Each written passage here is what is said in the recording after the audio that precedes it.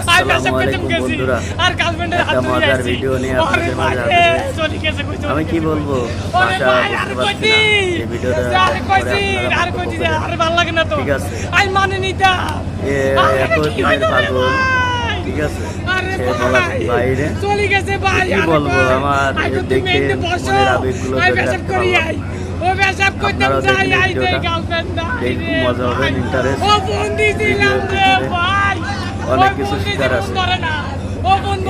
বলতে চাই দর্শক বন্ধুদের, এরকম মেয়ের ফাঁদে না পড়ায়। ঠিক আছে, সবাই ভালো থাকবেন আর এই ভিডিওটা ভালো করে শেয়ার করে দেখিয়ে দেবেন সবাইকে। ধন্যবাদ।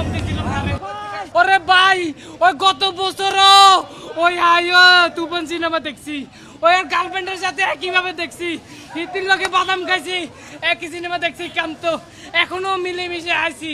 তবে হিতিতে আর এইভাবে বুকের মধ্যে সেলের গায়ে দিব আই কল্পনা করতাম হারি নয় ভাই।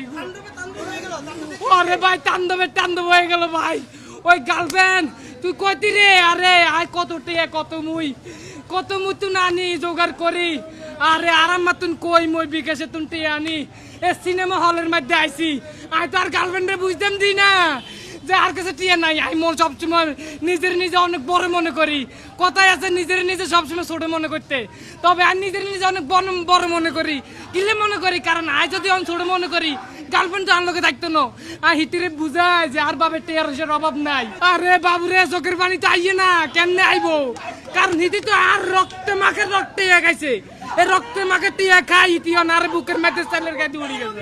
না এই অভিনয় করতেছি না রে ভাই, বিশ্বাস করতে না ভাই। আর গার্লফ্রেন্ডের লোক আইছে, আর বলক ভিডিও আছে, একসাথে হাত ধরছিলাম। এই ভিডিও আমি আপলোড দিউম, তবে আপলোডের মধ্যে কইম যে আর গার্লফ্রেন্ড তো আর লোকে আর আসিল না, চলে গেছে কই বাইরে। চোখের পানি তো সবসময় আইছে।